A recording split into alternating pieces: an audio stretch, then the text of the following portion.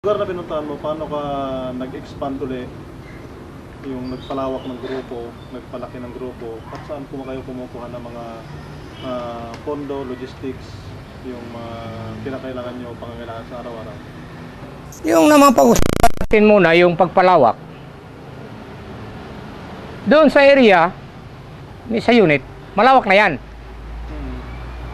Yung pagpalawak ng mga membro, yung mga armado, galing yan sa white area. Kasi alam mo yung sa revolusyon, sa pundasyon ng revolusyon ng CPP-NPA, ay may karit at saka maso. Yung karit ay nag-i-stand yan ng mag-uuma, yung peasant natin. Yun namang maso ay nag-i-stand yan ng libor. So, ang pundasyon ng revolusyon ng Communist Party of the Philippines is galing pala sa libor at saka sa peasant. Yun ang mga proletaryado na tao. Kaya doon kami kumukuha ng tao sa white area, sa labor movement, sa labor groups. Doon naman sa bundok, yung mga mag-uuma. Paano namin kinuha? Ang orientation namin sa bundok, na sa katagal-tagal ng panahon na pag-aari ng malalaking lupa, ay pinagarian lamang ng 1, 2, 3 tao. Tayo mga maliliit, hanggang ngayon, hindi pa rin natin nakukuha na atin yung mga lupa na tayo ang nagsasaka. Kinakailangan kunin natin ang lupa. Kasi tayo ang nagsasaka. Yung mayayaman, sila ang nakikinabang. Hindi natin papunta kasi nandyan sa kanila ang mga militar na sumusuporta sa kanila. Di, mas lalong kuha namin yung ginatungan namin yung mga tao. So nagiging parami na kami ng parami. Kasi yun ang tinatawag natin na social justice.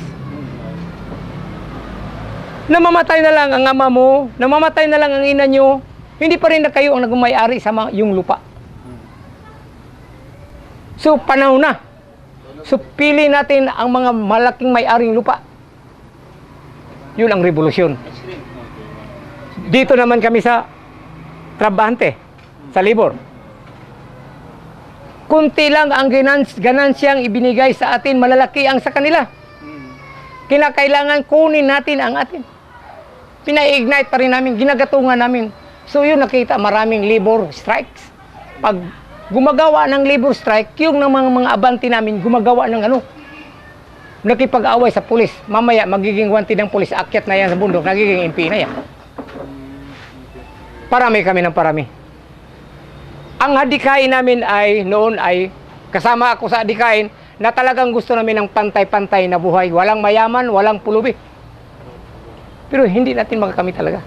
Nang mag-surrender ko, hindi makakamit. So yung panahon na yun, saan kayo kumukuha ng logistics? O funds, pondo, whatsoever nga? Noon, wala pang smart, wala pang yung malalaking kampanya.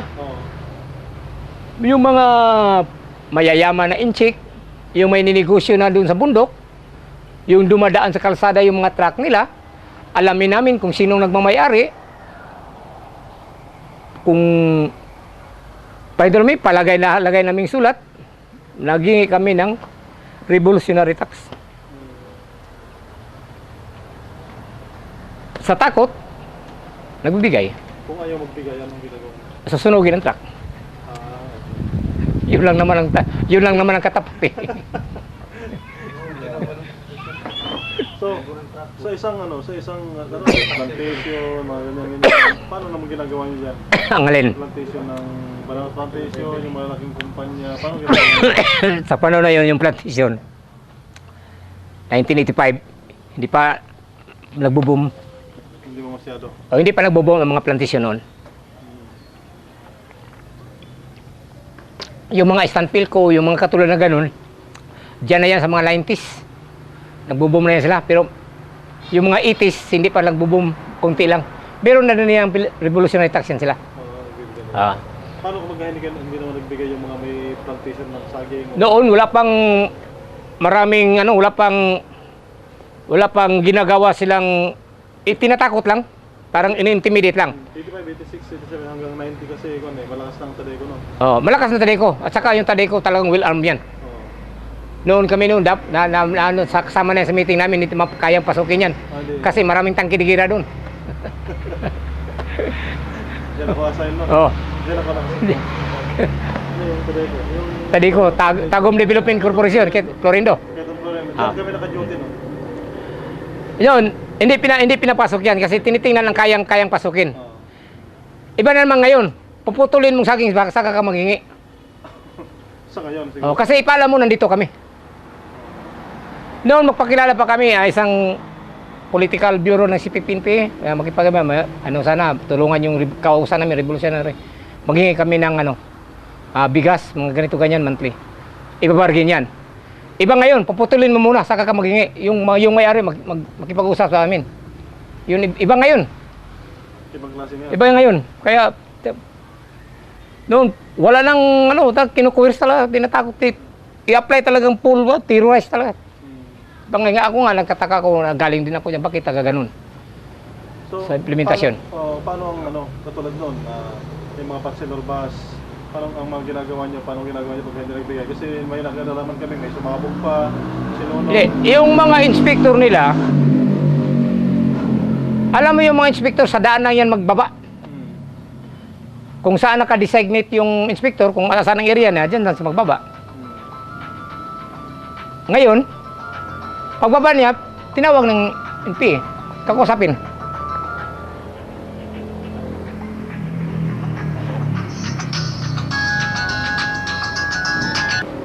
Noong time na yun, 1986, yung bombing incident sa Tagum, sa Tagum Terminal. Saan yan? Anong ganun? Ulan ba yan? Hindi sa Tagum? bombing incident sa terminal ng Tagum. Sa bus. 86, nandito pa yata ako sa Davao. Dito ka sa Davao na. Hindi mo para makalimutan kasi may sumabog kasi na isang bus dun sa tapos sa mismong terminal. Sumabog na yun doon. Kasi bawal lang sa amin yung overlapping. Overlapping area. Oo. Yung makapag-imbestiga lang yan, kung under ng isang province, yung province ang may overall na kasi kukuha yan ng investigasyon galing sa section, district, ipapasa sa yung province, parang kulang ng satisfaction ng province, bababa ang province, sila mismo ang mag-inspection. Kung may violation ba. So sa Moncayo, sa area mo sa Moncayo, anong specific lugar doon? Katulad ng buong kayo, buong kumbal. Buong kumbal hawak mo, 19 ano yan? Puli, 1987, 88, 89, 90. Legal. Kasi isang front yun eh. Kumbaga yung front, yung province is political. Yung armado niyan is front. Pag sinabing province, political yan. Province kami. Pag yung kasama CAS, yung tawag ng CAS, may province, bisita. Pag sinabing province, political yan. CAS, may taga-unit, may unit na front, na bisita, armado yan. Sino ng presidente nung nasa Kamunkayo pa? Parang Cory Aquino pa yata yun. Cory Aquino. So anong strategy ang ginagamit ninyo against the government or against the military nung ano? Yung pa rin ang in terms sa hindi talaga yung si Cory Aquino, tuta pa rin ng imperialista ng Estados Unidos. Kasi yung talagang pagko namin is complete talaga na communist system talaga ang mangyayari. Ina-apply namin ang transitionary system. Kalahati sa gobyernong demokrasya, kalahati sa komunismo. Hindi pumayag. So, tinatawag namin si Cory na tuta pa rin. Tuta pa rin siya. So, paano nyo naman, anong strategy ng military ang medyo nagkaroon kayo ng problema? Or paano nyo i-confront? Kung paano nyo ito mula ng Anong Mula nang nagkakaroon ng Alsamasa, nahirapan talaga ang pag-recap. Kasi palaging yung mga bago lang naman itong mga symposium ng mga military. 2000 ko na eh. Yun lang talagang na yung i-refresh namin kasi palaging nire-refresh yun sa tao yung utak na ginagawa ng NPA sa mga masa. Kaya nahirapan kami sa time na paano namin ma-recap yun. Kasi pag mag-lecture naman sila, sabi ang NPA, sila ang tagapaglaban ng mga pulubi. Yung pinapatay nila, pulubi. So, yun nahirapan kami kung paano pag-recap niyan. Paano namin pag-a-align ulit yun? Paano namin kukunin yun? So, yung political bureau, sabi nga, one step backward kami pero piniprepahan namin yung 2 step forward. Parang namamatay na yung issue yun, nagpo-forward na naman ulit. Nagpo-forward ulit. Pero more on local situation ang pangyayari. Kasi yung sa NPA talaga, 3 sistema lang ang ginagawa para ma-ignite ang tao. Local situation, national situation, at international situation. Pag tinira mo ng local dito sa kapaligiran mo, titira ka ng national, galing sa Malacanang, titira ka ng international para sa gasolina at sa pakikialam ng Estados Unidos. Yung tao, lalo na grade 2, grade 3, grade 4 lang nalaman yan, maniniwala ka dyan. So, yung issue talaga ang pinalalaban nyo. So, Kagat yan. Pagka issue ang inopen nyo, maniwala ang tao. Oo, maniwala yan. Katulad ng mga issue. Huwag mong kakampanyan yung mga bright. Hindi pwede yun, bright na yun eh. Yung hindi bright. Sa 10, buti may isang bright. Kaya yung tinatawag na white paper theory. So, ang madalas yung pinapasukan is lumads. Not only lumad, baski Bisaya. Bisaya. Basta tinitingnan namin na in principle na talagang prol. Kabus. Dili ka lumad, nagtrabaho ka, ang imong sildo 245 adlaw, imong anak napulo kabuk, imong asawa walay trabaho, sigang trabaho silang panganak, pobre ka. O diya, midapit sa imo, kampanyahan ta ka, kay pobre man ka. Doon kayo papasok. Doon ka puputo ka doon. Imong ikaw trabante ka 245 imong adlaw, imong anak duha kabuk, imong maestra, imong asawa maestra, di ka pobre dato ka, di mi sa imo, kay di ka mo tuo sa mga diri midapit pikas. Okay. So, Kung saan ang mahirap doon ka. so bakit sa mga maraming nare-recruit na mga talented people from UP? Paano nyo? Iyon ang PT Burgess. Yung numero 1, yung mga political science, University of the Philippines. Yung sinabi ko sa iyo kanina, yung dito sa Davao, numero 1 nag-organize dito is si Hobson. Yung si Hobson is UP, University of the Philippines, political science. May-ari ng Hobson Supermart sa Sampaloc, Maynila. Mayaman. So, mayaman. Mayaman. Pumasok dito. Paano nyo nakukuha? Paano nyo nakukuha yung mayaman yun? Yung pagkakaalam ko sa kay Hobson, kasi may TKB kami. Yung ibig sabihin ng TKB is talakaying buhay. Parang autobiography, papasa ka ng autobiography. Akong agsoon 7, na ako'y pulis nga igsoon, mga trabaho. May malaman yan doon, background mo. First step, TKB. Sa sunod, mga 6 na buwan, TKB ulit. So sa kalaunan TKB mo, marami ka ng pag-aaral. Kung sa primero TKB mo, hindi ka nagsasabi ng totoo, pangalawang TKB, 3 TKB, ikukumpiryan kung saan nagsasabi ka ba ng totoo. Si Hobson, nang mabasa ko yung TKB niya, ay talagang UP. Ano pala, yung nature na is parang katulad sa akin, adventurism. Sa kalaunan, sa dami-dami ng naalalaman, lumabas hanggang sa buto niya ang pagiging political niya. Ganon din ako. Sa kalaunan, problema pala, makabasa ka na problema pala ng tao yung kahirapan natin. Kung mean to say na hindi biglaan, kundi Hindi, unti-unti mo.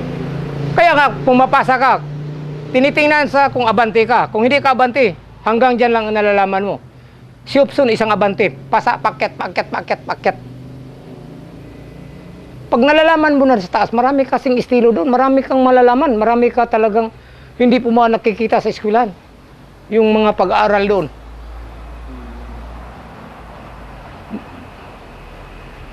Katulad ni Jose Maria Sison. Ano pala si Jose Maria Sison? Political officer, professor yan ng University of the Philippines. Mayaman din yan. So kaya kaya ko natanong kasi yung specific yung pinapasokan nyo sa mga lugar na sabihin natin illiterate kasi walang pinag-aralan. Oo. But doon sa UP is paano naman yung style doon na mayaman na, matatalino pa. Oo. Pero nakukuha niya. Pero sa kalaw na malalaman nila na ang maghihid pala sa communism is dictated by proletariat. Okay. Sa komunista ay ang umupo naman ay ang diktadoryang partido in preparation for communist. So ang mag-upo is dictatorship of proletariat. Dito naman sa atin, kung nanalo ay ang uupo ay ang dictatorship of party, sila si Maria Sison. Pero ang mangyayari niyan, lahat sila ay paalisin dahil ang upo niyan, malalim kasi. Ang upo niyan is labor and peasant. Yun talaga ang pangyayari na ang ibig sabihin ng kausa ng political ng CPP-NPA. Doon sa Moncayo na nilipatan mo, naka-experience ka ba na naka-experience ka ba na nakipag-encounter sa military? Sumasama lang pero hindi talaga operatives. Sumasama lang pero hindi talaga operatives. Yung tinitingnan mo lang kasi bawat nandiyan sa yung tinatawag na kalihukan, kausa, kinakailangang i-materialize mo ay ihanda mo ang sarili mo sa mga pangyayari. Sa sinabi ko noon, iba ang political, iba ang armado. Kasi minsan lang ang makikita mo na political. Pero isasama din yan, isasabak din yan paminsan o sa isang bisis, dalawang bisis kasi para mapamiliarize mo kung ano talaga ang buhay ng revolusyonaryo. So, yun nga ang tanong ko. Nasubukan na do you have experience na nakipag... Oo, nasubukan. Dito sa Ulaycon, Moncayo. Okay. Dito sa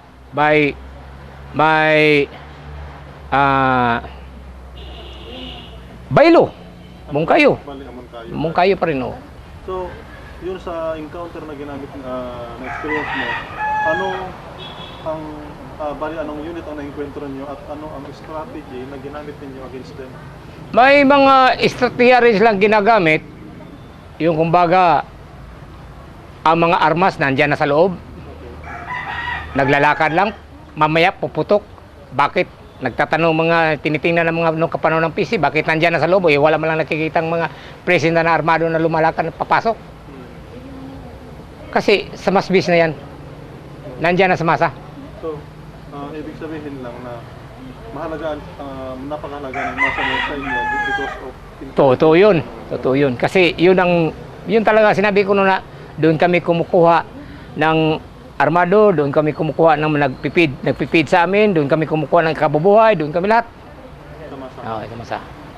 Kaya nang mag-alsa, hindi namin malaman kung paano namin pagre-recap niyan. Kaya masa yan eh. Hindi alam kung saan sasalagin niya. So, kung anong isasalag mo. Kasi masa yan eh. Wala kang may panlaban yan. Wala kang may panlaban. Kung titirahin mo mang masa, madali lang yan. Pero ang problema, malaki na naman ang isyo. Marami ang isyo. So wala ka nang magiging masama tuloy. Hindi ka rin makagalaw kasi may democratic centralism. Ano ibig sabihin ng democratic centralism? Lahat ng mga gagawin mo ay nakasintro sa partido. Katulad yan, mangliligaw ka. Pag mangliligaw ka, sabihin mo, mangliligaw ako sa babaeng iyan. Tatanungin, bakit? Wala ba yung nubyo? Wala. Kursunada ko yan, si Linda, kasi ka Rina, liligawan ko yan. Ipatawag yung babae sa DeepSeek, liligawan ka nito. Oh, magligaw. Wala namang liligaw sa'yo, ako namang liligaw. Wala na, kaya ako ang nakauna. Pero malalaman sa lahat ng parte na nililigaw ako. Kasi may sentralismo yan. So wala namang makikialam. Wala namang makikialam. Akin yan. Oh. Ngayon, ipagpalagay natin nag-asawa kayo. Hindi nang kayo pwede doon sa isang area. Kinakailangan yung isang babae ilipat. O ikaw ilipat. Bakit? Anong dahilan? Kasi ang tendency niyan, pag may ambos, magsama kayo, pag matamaan yung babae, matamaan yung lalaki, magpakamatay yung babae o magpakamatay yung lalaki kasi asawa niya yun eh. Mabawasan kayo ng dalawa agad. Oo. Magpakamatay ka rin kasi kukunin mo talaga yung asawa mo, kukunin mo talagang mister mo. Inkwentro kayo. Ngayon, mamatay ito, patay ka rin. So dalawang Dalawa bawas agad. Oh.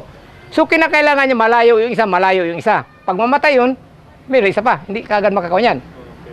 Ang pinakamasama niyan, kung gusto kayo makipagkita sa iyong asawa, magantay kayo ng panahon. Sabi ng mga ngayong last week ng pizza 20, kita kayo, 25. Okay, 25, kita kayo. Eh mamaya may meeting ka, 25, postpone. Doon na naman sa second week ng buwan, mahirap. Yun talaga nangyayari doon. So, yung pwede ka bang magsabi ng yung mga batas ng mahigpit na ini-implement ng batas ng NPA? Marami, may mga lituntunin kami dyan. Katulad ng babae, numero 1. Huwag mong ligawan yung asawa ng kasawa mo. Huwag kang ng kahit putol na karayom na hindi sa'yo. Huwag mong kunin, huwag mong galawin. Mahigpit tayo pinagbawal yan. Huwag kang mga pira. Pinagbawal yun eh. Maraming sa bagas, 10 bata, 10 batas yan eh. Pare-pare ng para pa may yung content sa pare-pare yan. Pare yan. Pero paano yung kaso ni Parago hindi asahan Parago? Yung si Parago, may anak pa rin yan sa Mandog. Kung hindi ako nagkamali, umabot yata ng 4 na asawa sa Parago. Bakit siya ano? Bakit si... Yung asawa niyang primero dito sa Bago Galera, pangalawa yung dito sa Mandog. Paano kayo mag-react ngayon doon? Ayun nga, pinag-usapan yan, pero nang mag-asawa siya, iniwanan niya. Gina-justify niya na bulag na. Nag-asawa naman siya ulit. Gina-justify, bulag na. Asawa naman ulit. So, hindi mo pwede pag-ipunin yan 4 o 3. Buwagon sa. Yun justify niya. So, ihiwalay lang. Ano? Oo. So, may ano ba yun yung individual? Yung tinatawag namin RSAD yan eh. Sa mag-asawa. Asawa ng Tiwan naging Si Asmin. naging Tawag Hindi ko ba yan eh, BG Pack. Tawag nito talaga. Asawa ni Vincent Rosa. Parago. Nakaalitan niya ngayon ng commander dahil dyan. Si Hasmin ngayon ang dadala. Dati si Commander Binsar, pagkatapos si Binji Pak, namatay si Binji Pak. Yun nga sinasabi ng karapatan na overkill. Pangatlo, si Dandan. Pangapat, yan na, si Hasmin. Sino si Dandan? Yung si Dandan ngayon, nagsusurrender, eh, may pinapailan ng kaso. May 6 na kaso ng murder. Nandiyon ngayon sa BGMP, Digos. Si Dandan o yung sinasabi namin. Yun, ay surrender yun o Surrender. Surrender. Nga tinatingnan pa natin kung ano ba talaga ang pangyayari. Pero yung naabot sa kalaman ko, surrender yun. Doon sa area ng Moncayo, ano? Sa Moncayo. O doon sa buong area ng dito sa Mindanao. Dahil ikaw sa inyo, halos po dito. Ano ang naging apekto sa inyo na nung magkaroon ng kapatid? O O CHDF ng araw din? Yung Kapgo noon pa yan eh, panahon pa yan ni Marcos, ni Marcos may Kapgo na yan eh. CHDF ano? CHDF, nagiging paiba-iba lang ang pangalan pero Kapgo pa rin yan eh. So anong naging implication or naging So wala nang sa implikasyon yun, talagang preparasyon na yan, na nandyan talaga yan, pati pa yung mga private army, andyan na yan.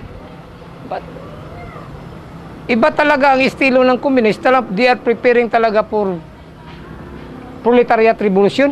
Walang epekto yun kasi pati Kapgo, ano yan, may nano yung Kapgo sa Paano nyo kina-counter yung kinakaunter namin ng propaganda, pati military. Biro mo yun, pati military. Sinabi, huwag kayo magrarally. Sir, pati 3,000 across the board, sir, tinutulungan namin kayo. Oo. Hindi, walang makikitang ano dyan. So, yun ang pinagkaiban sa pinaglaban sa ideology sa komunist. Parang, kalaban ba ito? Hindi. Kalaban ba ito? Hindi. Ganun ba?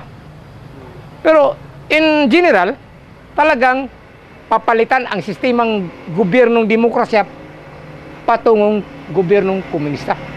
Yun talaga ang bottom line. So nung panahon na nag-surrender ka, ano ngayon ang bali nasa isip mo nung ay ibig sabihin, before ka nagplano na mag-surrender, ano ang nasa isip mo noon? Wala, bala ko na talagang magpahinga kasi sabi ko pagod na rin. And then ano talaga ang ano naman ang Yung tama na sa akin yung pakikipaglaban in terms sa ideologues. Iba na naman. Ano naman ano ibig sabihin ano ang nasa ano talaga ang layunin mo nung nag-surrender ka na naman? Gusto ko naman nanahimik. Gusto ko nang mabumuhay ng normal. Yung hindi ako hinahabol. Nang andito ako free. Pero sa pag-surrender mo, alam ba ng mga kasamahan mo Oo. na mag-surrender ka? Ano Alam. naman reaction nila? Wala. May patakaran lang. Huwag mo lang suswagin yung grupo. In terms of what? Pagpalagay mo, propaganda. Huwag mong sisirain ang grupo. Yun lang ba? Delikado ka. So, ngayon pala, medyo may naka-OP ka sa kanila. Oo. Alam mo naman, minsan, but nakausap ko sila sa radyo, sinabi ko naman na hindi ako nakipag-away, but totally, magsabi tayo ng totoo. Bahala na yung taong magja-judge kung saan ang tama, saan ang mali. Walang awayan. Ito lang naman ang sinabi ko noon sa kanila na realidad. So ano ang may communication ka pa rin sa kanila? Patay na, putol na. Noon, meron pa noon. Nung 1990s. Oo. Pero ngayon wala na ng communication. So ano ngayon ang bali naging position mo sa government ba o sa private agency? Ano ngayon mo? Wala akong posisyon sa gobyerno, sibilyan naman talaga ako initure. Oo. Hindi na rin ako, sa edad ko, wala na akong trabaho. Minsan, mga kaibigan, minsan mga makapapart-time, makapagpira, makakuha ng pera. Pero sabi mo, ano yung position mo naman kasi nabi kanina? Presidente ng... Iyop. Sige po. Iyop. Oo. Iyop. Okay lang, op. Okay lang yun. Okay, makakuha niya dito ba? May edit naman yan, tatanggalin niyo. Tanggalin niyo, no? Nako sa dul. Yan, may balang natin dul. Totoo niya ko dito. Dul pulumulok. Dami sa kutas pimjig. Security parang dili may balan. Nga kami ang nag-neutralize sa KMU, labor dito, as a community base. Pag nalaman nila, pero alam naman ng Communist Party na nandun kami. Pero hindi ka naman kayo tinitira o hindi ka naman binawang misyon. Ay, meron. Openly kami doon. Kaya minsan nag-change pattern lang. Alam namin kung anong gagawin nila. So may time ba na o may situation ba, time or ano man yan na nakapag-convince ka ng mga kasamahan mo na mag-surrender? Noon sa 90s, pero ngayon, nag-challenge lang kami kung sino mag surrender, the Alliance for Democratic Progress, andam. Tinutulungan mo sila. Tulungan namin. Pero hindi kami makapagpunta doon kasi object kami. Hindi kami makapag-kumbinyo doon. But Isa ka sa target. sa lahat ng pinunta namin, katulad ng Magsaysay, under ni Colonel Ijo, nag-ano kami doon, marami nagsusurrender. Mga a week later, kasi nakukonbinsi sila kung ano pala talagang, kasi nagbibigay tayo ng advantages o disadvantages o do's and don't. Okay. Kung nandyan kayo sa underground movement. So, ang factors is, magtanong kayo. So, nagtatanong kami, mas lalo na yung galing taga-taas talaga, magtatanong mas maganda. Oh. At saka yung sa legal front nila, marami naman yung legal front na babanggit. Magtanong lang kayo, pagkatanong, sasagutin namin yan. Nasa sa inyo yan. Sa democratic country, nasa sa inyo, magsusurrender kayo, bubalik kayo sa mainstream, bala kayo. So, Kung- anong lessons learned mo sa experience mo sa NPA? Ang nakukuha ko talaga, nagpapasalamat ako na pumasok pero hindi lang ako na-disgrasya. Nagpapasalamat ako nakapasok kasi nagagamit ko rin ang mga lessons na nakukuha ko sa mga kapatid ko, sa mga pamangkin ko, sa mga neighbor ko na ganito ang sa loob. Mas maigi yung nakapasok ako kaysa wala kasi nagiging blanco ako, hindi ko alam kung ano ang nangyayari. Nang nakapasok ako, ngayon masasabi ko, pag may magtanong, nakakatulong ako. Ganito ang buhay dyan, ganito ang mga nangyayari ngayon. So nakakatulong ako sa society. So, anong bali, ano doon, Na- lessons learned doon? Yung sinabi ko sa inyo, sa anak ko, huwag kayong papasok. Hindi maganda yan. Pero sa kanila, yung doon doon, as a democratic country, basta binigyan ko na, ganito ang buhay niyan, bahala kayo sa buhay nyo. Kung ano isipin nyo, Pasungod. na Mahirap yan. At saka, hindi yan ang kasulbaran. Hindi yan ang solusyon. Pero kung papasok kayo, nasa sa inyo yan. ayun ang sinasabi. Oo. So, ang ano naman, yung with the government naman, ano mo? Ang gobyerno naman sa akin, Oh. full support naman sila sa akin, sa gobyerno, nagpo-full support sila. Binigyan naman ako ng pagkakataon, local government. So, andito ako ngayon. Medyo, tinutulungan pa rin. Oo. So, Pero, ano, may counterpart naman ako, tumutulong din ako. Hindi yung palagi na lang ikaw ang tinutulungan, ikaw hindi ka rin tumutulong. okay. Gaya nito ngayon. Oo, tumutulong ako. Gaya nito ngayon. Kasi sabi ko, mas ano itong buhay namin. Kasi tumutulong talaga kami. Walang pagtutulong namin talagang binibitawan namin. Magagalit sila, dapat hindi. Kasi ang yung sinasabi namin ay hindi naman ano ito kinukuryo namin, talagang ganyan buhay. Kaya pag-isipan nyo. Kaya nga hindi, minsan kung mag-entablado kami, hindi kami takot kasi hindi naman ina-adapt namin yung kuryo, kinukuryo namin Magsabi, magtanong kayo. Saka, ano, totoo naman. Totoo.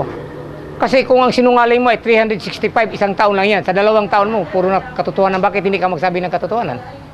Yun ang yung principle ko Bilib ako sa prinsipyo mo. So, baka may gusto ko pang sabihin. Gusto mo ito. Ito na lang naman ididikit ko rin naman na dito na Dito ka. sana yung mga kaibigan natin, lalo yung mga enlisted personnel na nakikita ko na haharapin talaga natin yung mga masa na sana bigyan ng edukasyon, kayo na mismo ang magbigay ng edukasyon, more on schooling, kayo magbigay ng edukasyon kasi kayo ang nandoon sa area. Kayo ang nandoon sa area, yung mga NPA nag-orient doon, i-orient nyo rin kung ano talaga ang maganda sa gobyerno. Nga, walang pinakamaganda sistema ng gobyerno ay yung demokrasya na ngayon andito sa Pilipinas. Yun talaga. Maraming salamat.